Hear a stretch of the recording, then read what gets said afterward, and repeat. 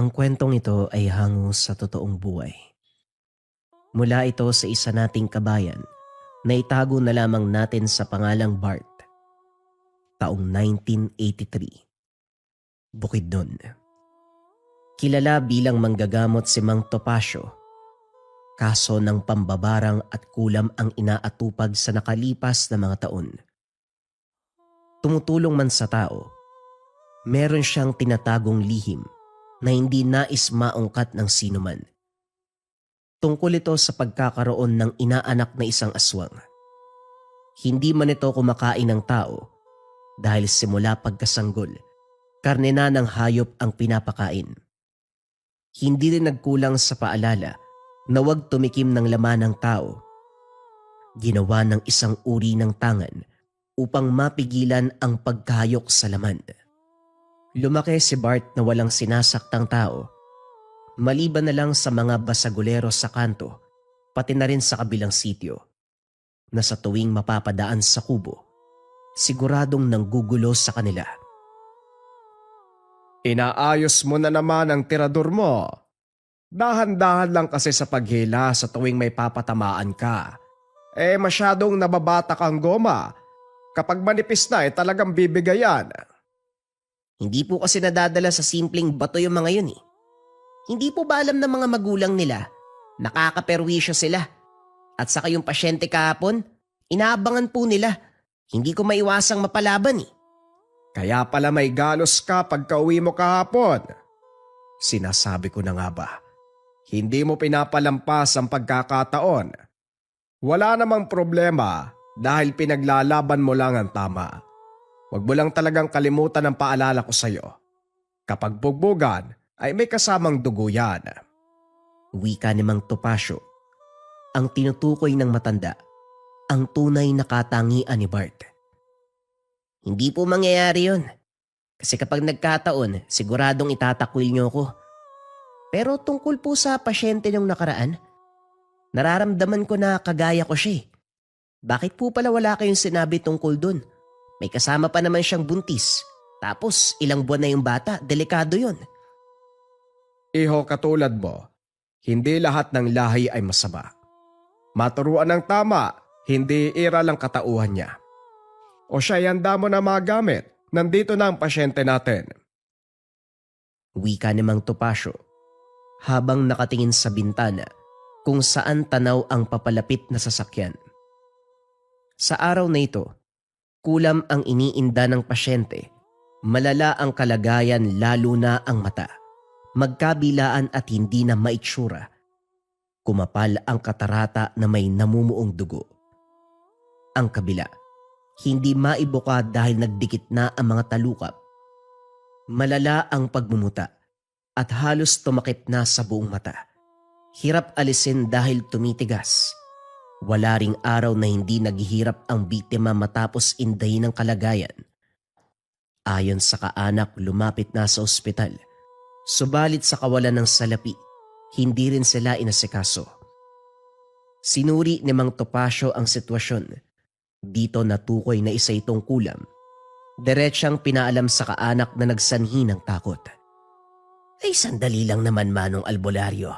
Sigurado po ba kayo na kulam ito? Paano? Sino po ang gagawa niyan? Mabait ang batang to. Wala ngang alam at tupakin kung hindi ang pagtatrabaho para may ahon kami sa araw-araw. Hindi siya kumakausap ng tao o tumatanggap ng ligaw. Kami at ang amo niya sa trabaho ang nakakasalamuha. Yan lang. Wika ng ina na hindi maiwasan ang pagtataka. Hindi naman kailangang ibang tao Kahit kadugo mo pwede kang gawa ng masama. Tinatawag na tagabulag ang kulam na ito, kung saan binubulag ang biktima. Nakita niyo naman ang nangyari, hindi ba? Magagamot ko ito pero hihilingin ko na habang ginagamot ang pasyente, pag-isipan niyo ang posibleng kumulam sa kanya. Natahimik ang mga kaanak sa sinabi ni Mang Topacio. Nagkatinginan ang lahat na may kasamang pagdududa. Puro turuan kung sino ang kumulam sa pasyente. Napabuntong hininga si Bart. Naririnde sa ingay ng mga ito pero hindi niya sinita. Hinayaang mag-usap-usap para maturo ang salarin. Sa kabilang banda, hindi maiwasang pagmasdan ang sinasabing pinsan ng pasyente. May biyaya si Bart. Kakayahan na tukuyin kung sino sa nakapaligid ang may karunungan at kakayahan mula sa kaliwa. Ang lalaking ito ay nakipagsabayan sa gulo. Panay turo kung sino sa tingin niya ang may gawa. Dito natawa si Bart, palihim na napailing. Paano kaya nasisikmura ng lalaking itong makipagturuan kung siya naman yung kumulam? Ang kapal ng muka. Kung hindi lang ako pasensyosong tao, malamang nakatikim na sa akin yan eh. Wika ni Bart sa sarili. Hindi pa rin naaalis ang paningin sa lalaki. Maya-maya pa tinawag siya ni Mang Topacio para magligpit ng kalat. Tapos na ang gamutan. Habang kinakausap ng amain ang kaanak ng pasyente, pinalasa ng binata ang pandinig. Dali-daling tinapos ang gawain. Lalabas na sana para makiusyoso nang makita ang paggalaw ng pasyente. Bigla itong nagmulat, kinakapos ng hininga. Hindi kagad nakakilos si Bart dahil may napansin pang iba. Nanuot sa pang-amoy ang samyu ng sumpa. Dali-daling binuksan ang bintana at mula sa unahan, nakausli ang ulo ng pinsan nito. Umasta na walang napansin, pero ang totoo dahan-dahang pumuslit sa kinalalagyan ng lalaki. Walang pasabi, sinakmal at pinutol ang ritual. Gulat itong tumitig sa kanya habang hawak ang leeg na nagtamo ng sugat. Hindi gaanong matulis yung kuko ko, pero sapat na para magkasugat ka. Tignan mo ang nangyari. Ano, malalim ba? Sino ka para makialam? Hoy! Hamak na utusan ka lang ng albularyo. Huwag kang umasta na kaya mo mamuksa. Hindi ko naman kailangang umaste.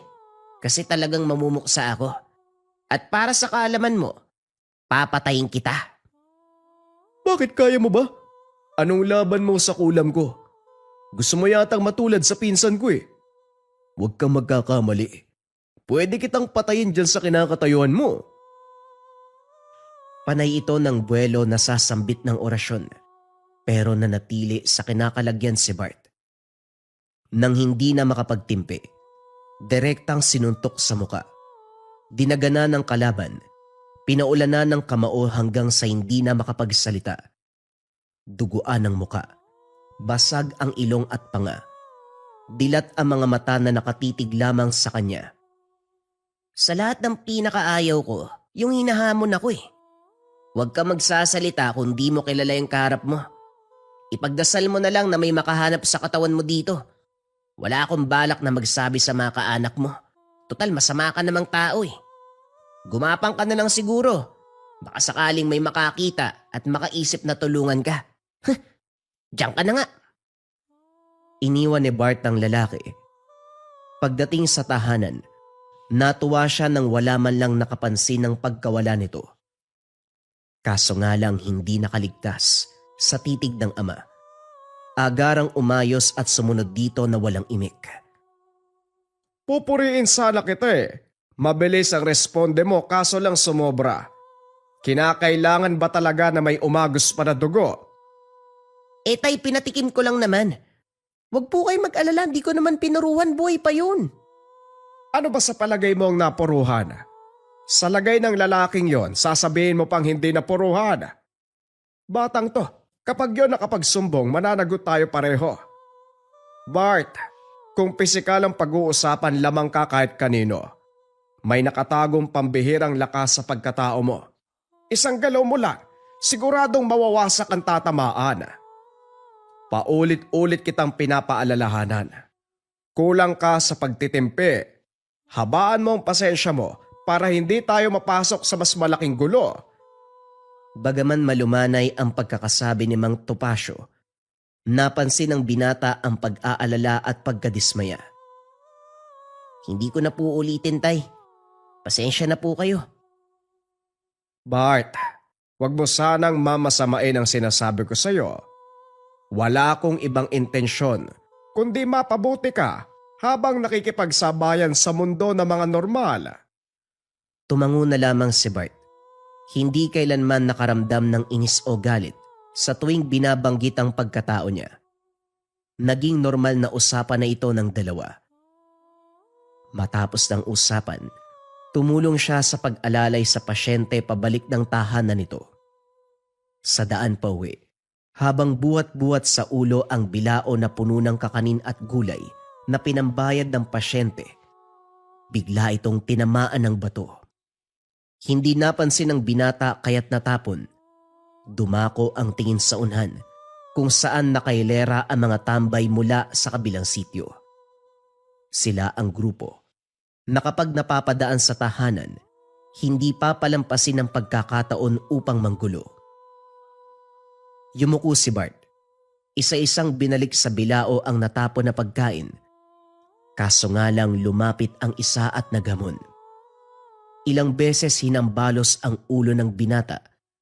Nang mapuno si Bart, isinantabi ang paalala ng ama at pinatulan. Nagulat ang mga ito dahil sa tuwing susugod si Bart, tumitilapon ang matatamaan. May nababalian sa simpleng galaw. May sugatan at may nahihimatay. Ang leader na si Aaron, hindi nag-alangan at kumaripas na ng takbo. Nagulat kayo, no? Kung noon pinapatulan ko lang kayo gamit ng tirador, ngayon pisikalan tayo. Sa susunod na guluhin niyo ko o batoy ng bahay namin, kamatayan ang ibabalik ko sa inyo. Pakisabi sa leader niyong si Aaron, nagkakaintindihan ba tayo? Sa kabila ng sinabi, napilitang tumugon ang mga ito. Tumuloy na sa paglalakad ang binata. Sa tahanan hindi makapaniwala nang makita si Aaron, kausap si Mang Topacio. Hindi pa man niya naririnig ang pinag-uusapan. Batay sa kilos ito nagsumbong si Aaron. Aba, lakas ng lobo magsumbong sa tatay ko ah. Tay, huwag ka maniwala dyan. Inunahan nila ako, inabangan ako ng mga yan eh. Marami silang nakapalibot sa akin. Talagang bubugbugin nila ako. Ikaw naman Aaron, ang lakas ng apog mong magsumbong kay tatay ah. Magkaibigan ba kayo? Nakita mo na Manong, kung umasta ang anak nyo, parang kakaibang lakas niya eh. Hindi siya normal. Walang tao na kapag susuntok, titilapon sa malayo ang tatamaan. Sinasapian ng anak mo. Demonyo yan. Hoy, sa ating dalawa ikaw ang mukhang maligno. Hindi ka ba tumitingin sa salamin? Tinan mo yung mata mo, halos lumuwa na oh. Ang pangit mo na, ang baho mo pa. Tumigil na kayong dalawa. Tama na Bart ha? At ikaw naman Aaron. Kilala ko ang anak ko. Hindi siya aatake kung hindi inunahan. Ang kapal lang mukha mo namang magsumbong. Alam natin na basagolero ang grupo mo. Ano man ang ginawa ni Bart sa inyo, nararapat lang yan. Umalis ka na. Baka hindi ako makapagtimpe. Makatikim ka rin sa akin. Tuwang-tuwa si Bart nang kumaripas ng takbo si Aaron. Huminto ito sa unahan para magbanta, pero binaliwala nila. Agad ding umayos nang bumaling si Mang Topacio. Umiiling, tanda ng pagkadismaya. Pagsapit ng gabi nagkatotoo ang banta ni Aaron. Tumagos sa bubong ang naglalakiyang bato. Marupok na ang karamihan sa nipa kung kaya't mabilis nasira. Kung hindi umilag ang mag-ama, matatamaan. Si Bart ang lumabas para alamin kung sino ang gumugulo. Hindi na nagtaka nang masipat si Aaron kasama ang ibang muka. Hindi ito ang mga tropa na kasakasama. Sa puntong ito, hindi inilihim ni Bart ang katauhan. Nag-anyong aswang para manakot. Kanya-kanya sa pagkataranta, pagtakbo ang mga ito. Gayon pa man hindi pinaalis na walang baon. Kinalmot, sapat para may tandaan. Naging maingat ang binata na hindi magdulot ng anuman ang ginawa.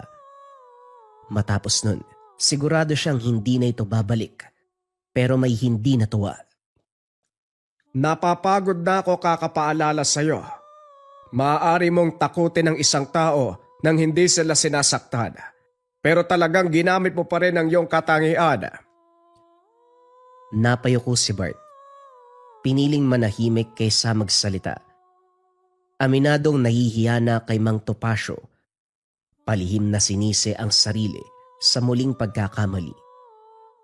Gayunpaman sa kabilang banda ng isip, tama sa ibang anggulo ang ginawa. Sa pagkakaunawa, magsisilbi itong aral at tanda sa grupo ni Aaron. Gumana naman dahil sa nakalipas na linggo. Naging payapa ang buhay. Walang Aaron o grupo nito na nanggulo. Naging subsob sa pag-aasikaso sa mga pasyente. Sa araw na ito, mahigit 10 biktima ng kulam at barang ang dumayo. Iba't ibang pamamaraan pero iisa lang ang pakay, patayin ang bawat pasyente. 8 sa mga ito ang bago pa lang na tinamaan, kaya madaling nabali ni Mang Topacio ang sumpa at maiwasan ang malaking problema. Gayunpaman 2 ang nasa bingit ng kamatayan, parehong tinamaan ng kulam na silagan. Direktang umaatake sa puso at hininga ng biktima. Sa puntong ito 3 araw nang hindi gumigising ang mga pasyente.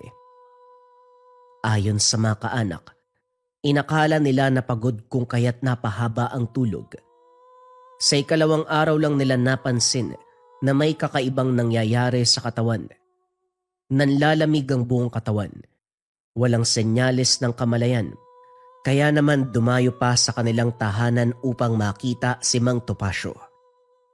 Mas mabuti pang magdasal na lang kayo. Ang kondisyon ng pasyente ay masyado ng malala. Hindi ko masasabi na kaya ko itong pagalingin. Umabot na tayo sa punto na hindi na tumitibok ang puso. Himala ang kailangan natin. Kanya-kanya sa pakiusap ang magkabilang pamilya. May nagsabi na ibibigay ang buong yaman mapagaling lang ang pasyente. Meron pang nangako ng titulo at ari-arian. Lahat ng ito ay tinanggihan ni Mang Topacio. Sinabihan ang lahat na kumalma at magdasal ng sabay-sabay. Habang nag-aantay sa ama, pinagbasdan ni Bart ang kalagayan ng bawat pasyente. Kahit saang pulsuhan kapain, wala ni isang pitik. Malamig na ang katawan, nagsimulang mangitim ang mga labi at mamutla ang balat. Sa pagbabalik ni Mang Topacio, meron siyang bitbit na 2 buhay na manok. Hindi ko alam kung kaya pa nating isalba ang mga pasyente, pero mas maiging subukan. Sa mismong harapan ng mga pasyente, ginilitan ng leeg ang manok. Ginamit ang dugo para gumuhit ng simbolo. Masyadong tahimik ang sumunod na sandali. Nakaluhod sa harapan ng mga biktima si Mang Topacio. Maya-maya pa tinalian ng pulang tela ang pakpak. Ang dulo ay kinabit sa daliri ng pasyente. Binulungan ng dasal pagkatapos ay tumuloy sa kasunod na hakbang. Ilang ulit sinaksak ang manok hanggang tumalsik ang dugo. Sinabayan pa ng orasyon. Hindi nagtagal napansin ni Bart na unti-unting nagbago ang kulay ng balat ng pasyente. Gumagalaw na rin ang talukap ng mga mata. Tinuloy ni Mang Topacio ang kasunod na hakbang. Sa puntong ito tuluyang kinatay ang manok. Kinuha ang puso, isinilid sa isang mangkok. Itinabi na rin ang katawan, sinabuyan ng langis at dasal. Sa isang papel sumulat ng orasyon, binabad sa langis at piniga, direkta sa puso ng manok. Sa kabila ng sitwasyon, patuloy pa rin itong tumitibok. Tumitibok ng tumitibok hanggang sa pusong nagmulat ang pasyente. Agarang tinapos ang ritual at inasikaso ang mga ito. Sa pagkakataong yan, herbal na gamot na ang inilapat. Pinalipas ang ilang oras bago muling sinuri. Nakahinga dahil sa wakas. Ligtas na sa sumpa ang mga pasyente. Kaso nga lang, sa napapansin ni Bart, may pangamba kay Mang Topacio. May problema po ba, tay? Ligtas na po ang mga pasyente ah. Bakit parang nag-aalala pa rin kayo? Hindi nalalayong bumalik ang nagsumpa. Ang mangkukulam. Kakaiba ang silagan. Kapag nalaman na hindi nasawi ang biktima, babalik ito. Pero hindi na sa pasyente kung hindi sa manggagamot. Ituring na natin itong matinding laban dahil hindi ito makakapayag na mauwi sa lahat ang pinaghirapan. Naku, dapat nga talaga tayong mag-ingat pero pwede nating gamitin yung ritual ng pagbalik ng sumpa. Kaysa matuntun tayo, unahan na ho natin. Naiintindihan ko ang punto mo. Pero hindi ganun kadali dahil Mababa ka sa matanda ang pag-aalangan. Napapansin ni Bart na may hindi ito sinasabi. Ano po ba talaga ang totoo, Tay? Sa pagkakaunawa ko, parang may hindi ako alam Ilang kaso ng kulam at barang na ang inasikaso nyo. Pero lahat ng yon matiwasay na natapos. Hindi nga tayo nagkaroon ng aberye. Ngayon lang. Parang may hindi magandang nangyari Sabihin nyo nga po. Iho, kilala ko kung saan nagmula ang sumpa at ito ay gawa ng iyong ina, si Pasita. Nakaramdam ng matinding galit si Bart. Alam niya ang tungkol kay Aling Pasita. Alam niya noon pa man na ito ang ina. Kaso nga lang hindi magawang tangkilikin sa kadahilanang tinapon siya matapos iluwal. Kung wala si Mang Topacio ng mga sandaling ito, malamang namatay siya sa kalagitnaan ng daan. Bukod dito, alam ng binata ang istorya ng buhay ni Aling Pasita. Isa itong mangkukulam ng araw na minanapas sa mga ninuno. Naging aswang matapos mayanggaw ng asawa, nakalaunan namatay sa pakikipaglaban sa manunugis. Nang mailuwal si Bart, hindi ginustong buhayin kaya didispatsahin. Hindi ito tumigil sa masamang gawain. Patuloy sa pangungulam. Minsan pa'y nag-aabang na mabibiktima bilang aswang. Katulad ng sinabi ni Mang Topacio, binalikan sila ng silagan. Maraming senyales ng sumpa sa hangin na sila ang pinupunterya. Handa na rin ang ama. Nagtaas ng depensa. Sa tuwing hahampas ang hangin na may kargang sumpa, napapailing na lamang si Bart. Sa isip pa lang gusto ng paslangin ng ina, kaso ayaw itong makita. Sa kabilang banda, tahimik na sumasambit ng pangontrang orasyon sa isipan si Mang Topacio. Habang nagmamasid sa bakuran, tanaw niya ang figura ni Pasita sa kadiliman. Kung tutuusin, pwede itong sugurin pero alang-alang kay Bart. Pinagpaliban na lang muna. Pinadalahan lamang ng banta si Pasita sa pamamagitan ng dasal. Kagad ding naunawaan dahil maya-maya pa tumigil ang atake at umalis. Pagpasok ng bahay naabutan ang binata na nakaupo sa sulok. Sa malayo ang tingin, nakakuyom ang kamao, panay buntong hininga. Una kitang nakita sa ganyang sitwasyon nung inatake ako ng grupo ng mambabarang. Wala ka pang muwang ng mga panahong yon, pero nakuha mo silang itaboy. Nasindak sa pinamalas mong kakayahan, at ngayon ito ka muli. Nagpipigil ng galit. Tungkol ba ito kay Pasita?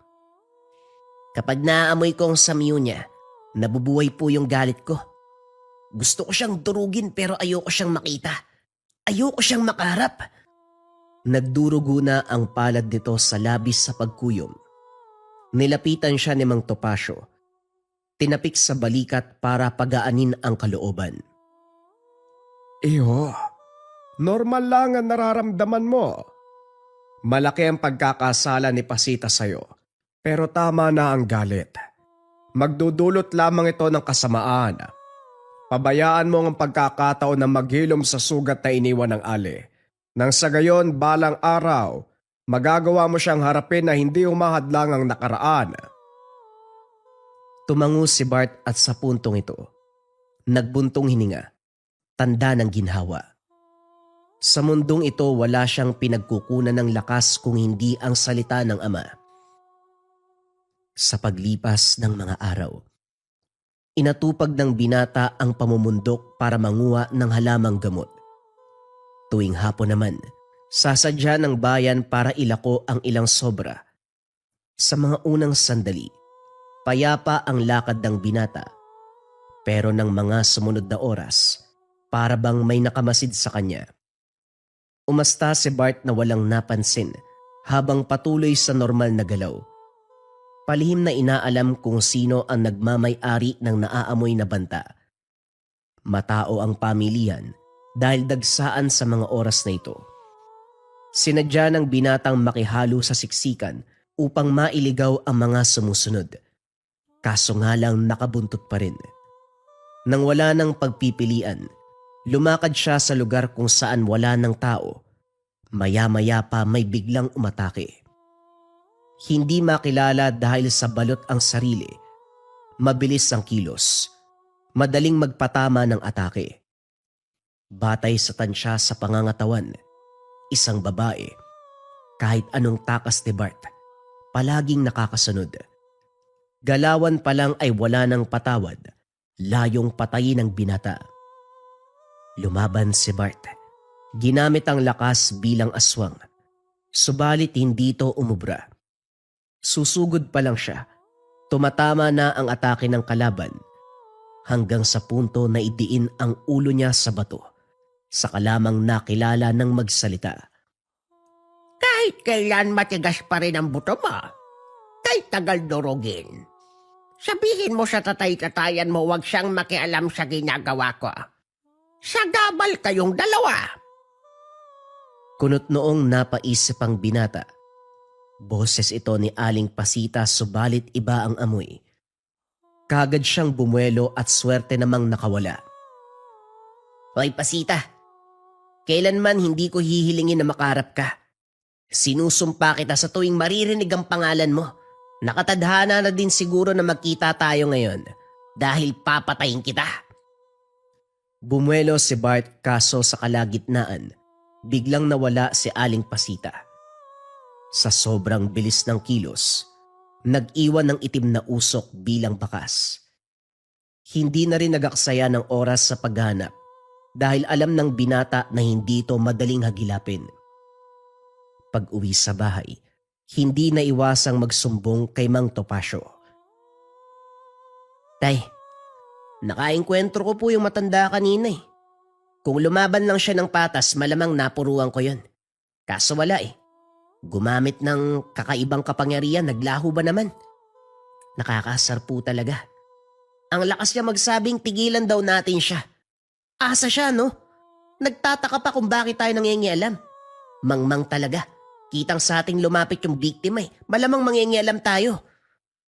Tay. Uy tay, may problema ba ang lalim ng iniisip mo ah? Wala naman. May naalala lang ako, pasensya ka na. Ano nga uli ka mo yung sinabi mo? Si Pasita po nakaengkwentro ko kanina. Ang lakas ng loob magsalita laban sa atin. Sabi niya wag tayong mangialam. Tinuring pa tayong sagabal sa kabulastugan niya.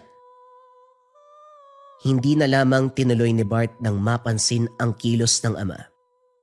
Wala ito sa wisyo para kausapin. Malalim ang iniisip at malayo ang tingin. Hindi niya matukoy kung ano. Naghintay ng naghintay. Tahimik si Mang Topacio ng mga sumunod na sandali, maging sa nakalipas na mga araw. Sa napapansin ni Bart, humina ang katawan ng matanda. Nahihirapan na sa pagbangon. Kung kakain, ilang kutsara lamang.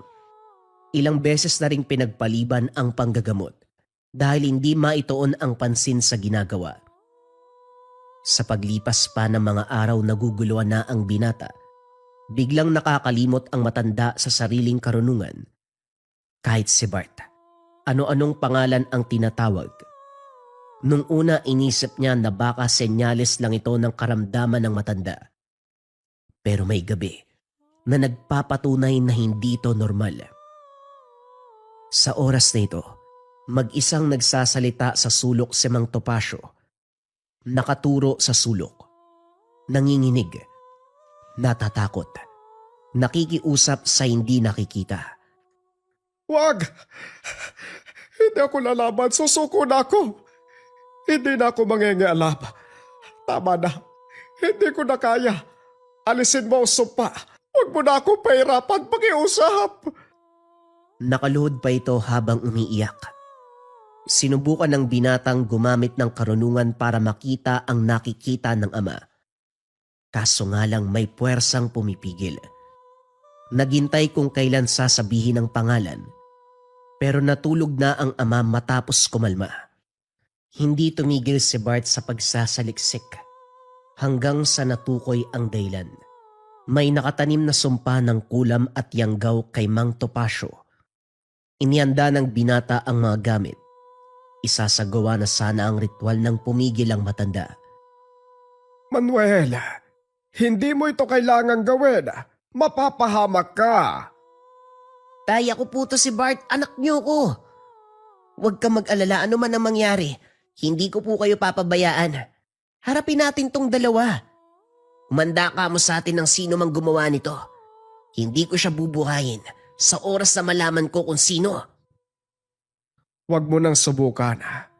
Malakas ang kalaban, hindi mo siya kakayanin. Hayaan mo kung saluhin ang lahat ng ito, matanda na ako eh. Ikaw binata ka pa. Malayo pa ang lalakbayin mo.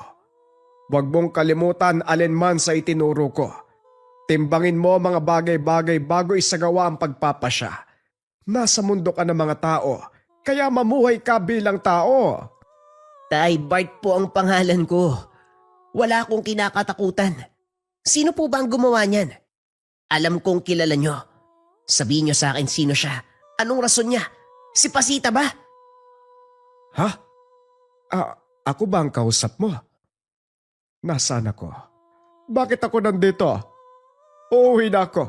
Nag-aantay sa akin ang anak ko si Bart. Iho, alam mo ba kung kanino bahay to? Hindi ako ng loob. Hindi ko alam kung paano ko napadpad dito. Pasensya ka na, iho. Napailamos na lamang ng mukha si Bart. Umandar na naman ang kondisyon ng ama. Gayunpaman hinabaan ng pasensya.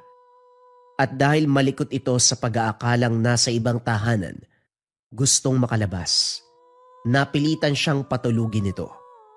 Sa puntong yun, nabigyang pabor para isagawa ang ritual.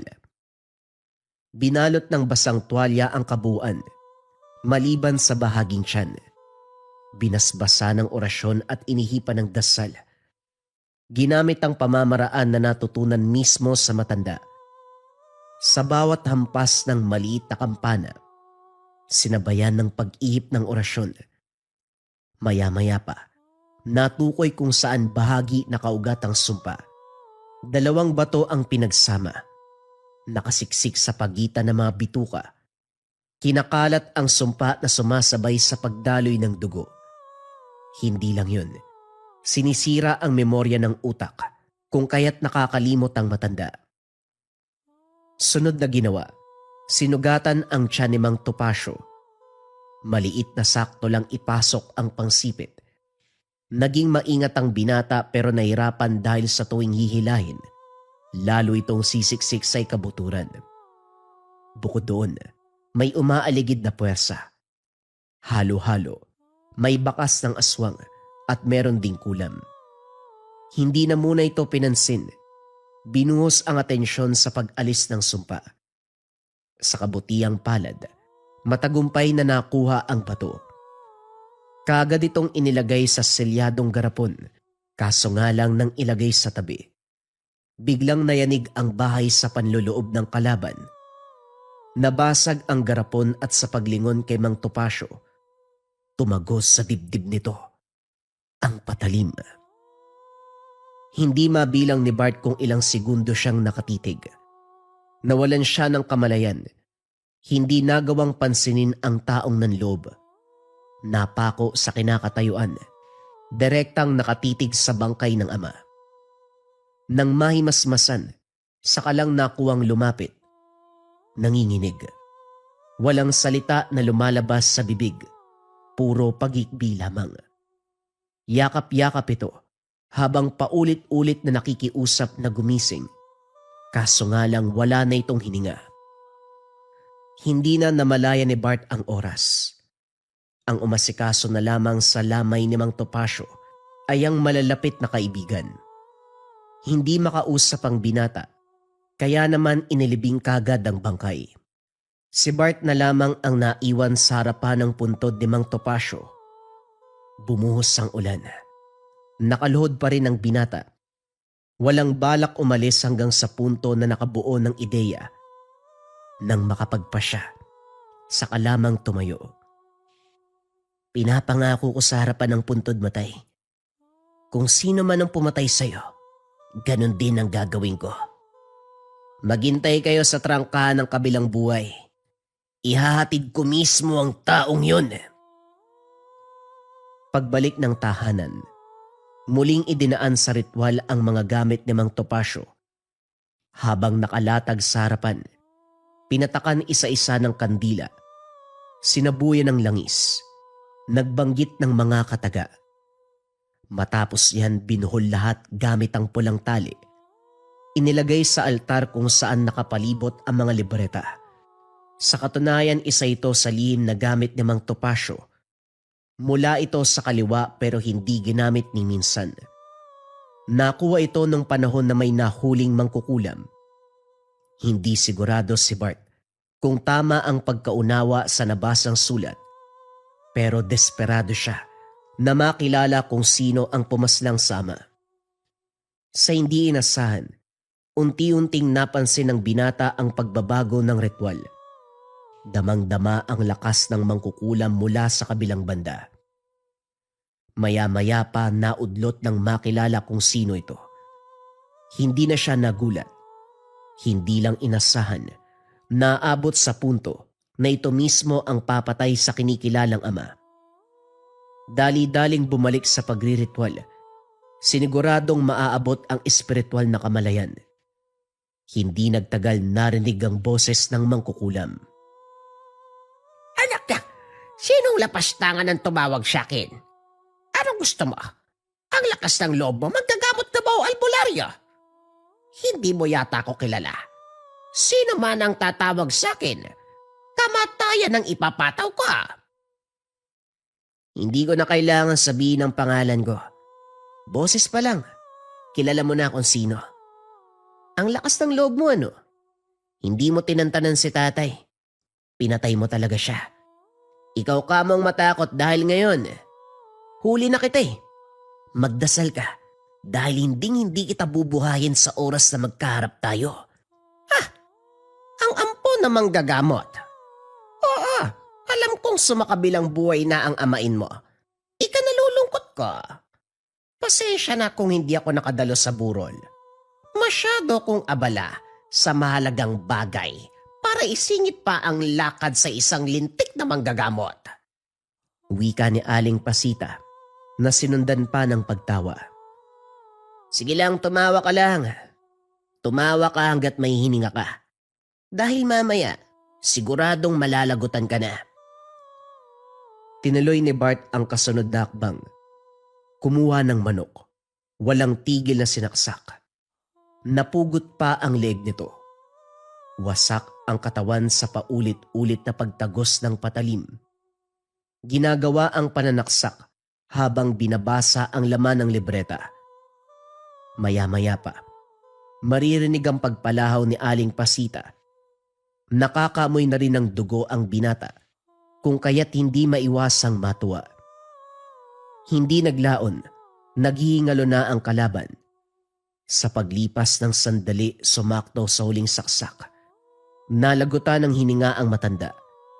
Tinapos si Bart ang ritual sa paulit-ulit na pagsambit ng pangalan nito. Makaraan ang sandali. Nakaluhod pa rin sa harapan ng altarang binata. Naiganti man ng ama. Wala pa rin ganang magpatuloy dahil hindi na ito kasama. Nanatili siya sa ganong sitwasyon sa nakalipas na oras. Hanggang sa may umagaw ng atensyon. Paglabas sa sala, sumalubong ang hagupit ng mga bato. Nakita niya ang kalalakihan na may takip sa muka. Dali-dali niyang sinundan. Hindi hinayaang makatakas sa mga ito. Hinuli at dinala sa damuhan. Habang hinahagupit ng suntok, may napansin sa hubog nito. Ikaw yung nanloob nung araw. Ikaw ang pumatay sa tatay ko. Tinuluyan ng binata. Hindi tinigilan ng suntok. Tinanggalan ng takip at dito nakilala kung sino. Walang iba kung hindi si Aaron. At ang mas lalong kinagulat ang pagbabalik ni Roel. Ang ginulping pinsa ng pasyente nung araw. Nagpapakawala ito ng tigalpo. Direktang tumatama kay Bart na nakaramdam ng panghihina ng braso. Sinundan pa ito ng pananakit ng ulo, pagbaliktad ang sikmura. Pinigilan ito ng binata. Kaagad ding pinutol ang sumpa sa pamamagitan ng pag-usal ng kaparehong orasyon. Tinaas ang depensa at hindi hinayaang matamaan muli ng tigalpo. Ikaw ba? Ano bang gusto mo? Bakit ka nakikisabay sa gulo? Diniin ni Bart ang pagkakasakal kung kaya't napilitan ito magsalita. Mababakas din sa mga mata na natandaan ang huling sinapit sa kamay ng binata. Napag-utusan lang. Inutusan ako ng matandang babae ang sabi niya, kung galit ako sa'yo, dapat makipagtulungan ako sa kanya. Pati yung isang lalaki, yung pinatay mo. Pareho kaming inutusan para patayin ka, tama na masakit.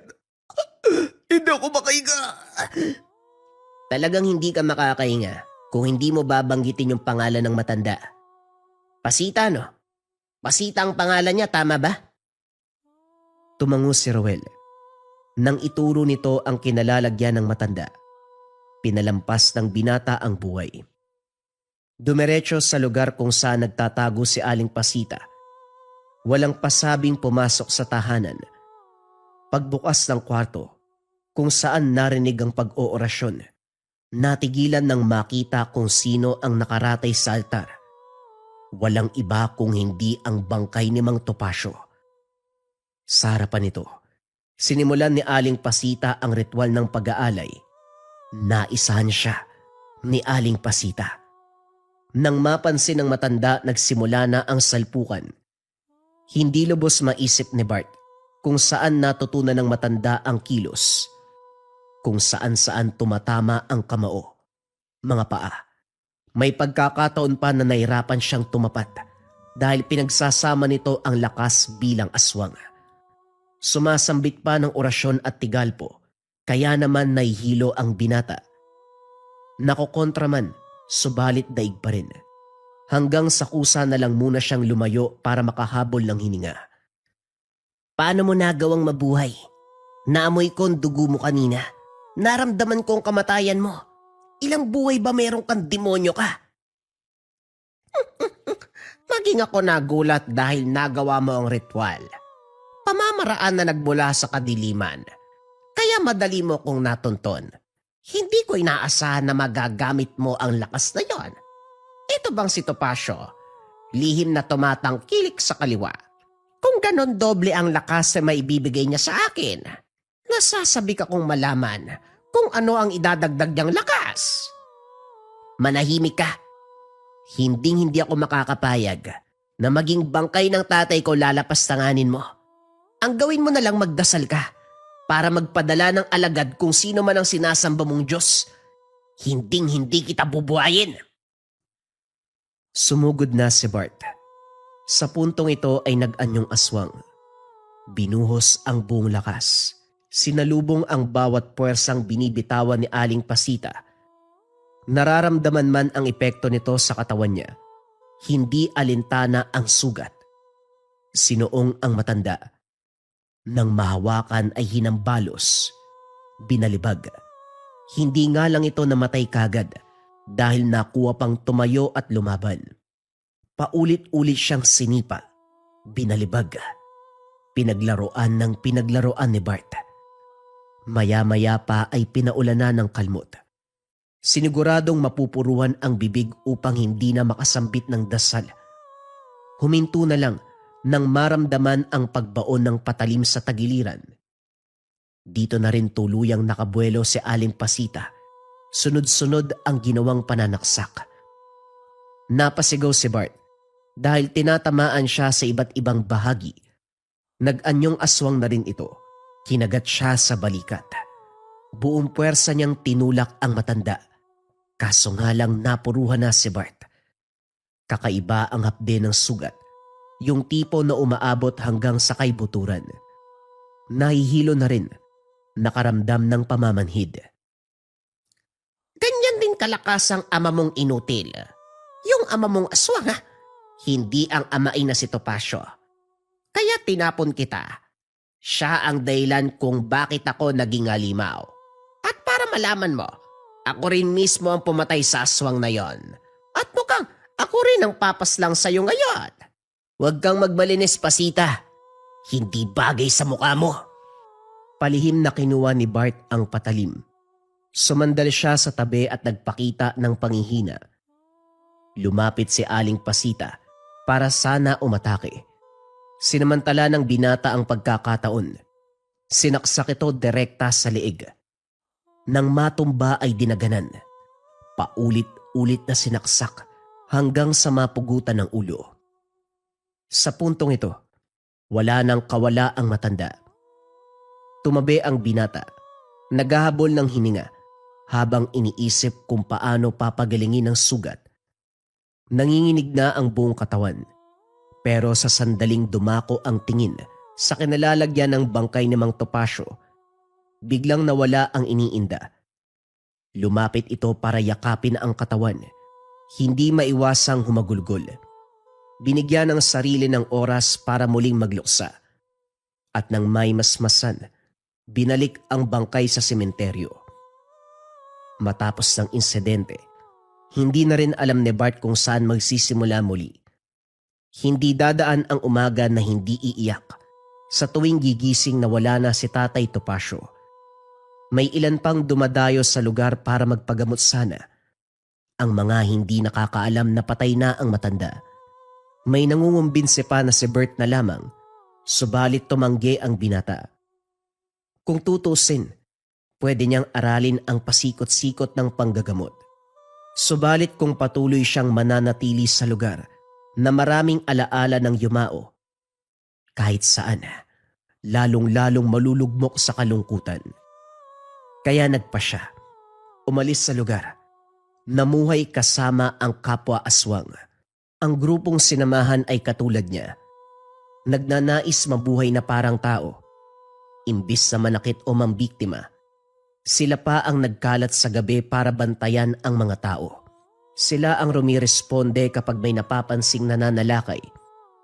Sa parte ni Bart, nag-aabang siya sa masukal na daan. Kapag merong naliligaw, kapag may banta ng panganib, palihim niyang inihahatid ang mga ito hanggang sa makauwi ng ligtas. Natuwa si Bart sa takbo ng buhay. Napamahal sa lihim na pagprotekta sa mga tao. At pakiramdam niya, sa tuwing ginagawa niya ito ay kasama niya si Mang Topacio. Kasama niya ang matanda sa pagtulong sa kapwa. Kailanman, hindi niya kinalimutan ang mga itinuro ni Mang Topacio. Kahit may lahing aswang, mamuhay na parang tao. Huwag magdalawang isip na tumulong sa iba. Naway nagustuhan ninyo ang kwento ng ampon ng manggagamot na may lahing aswang at mangkukulam. Mga kabayan, hinahanap niyo ba ako sa Facebook? Narito ang Facebook page ko. Mga kabayan, kung interesado rin kayo makakuha ng mga medalyon, bracelet pang proteksyon, pampaswerte, pang kalusugan, diyan ako namimigay sa ating Facebook. Basta mag-follow lang kayo, antayin nyo yung mga post kung paano makakasali sa raffle kasi nagbibigay din ako ng cash prize, mga pangbigas, yan. Basta naka-follow kayo sa ating Facebook page, sundin nyo lang kung anong kailangan doon sa post. Follow na mga kabayan. Top 5 items na kailangan mo sa Lika Merchandise ngayong 2026. Simulan natin kaagad sa number 1.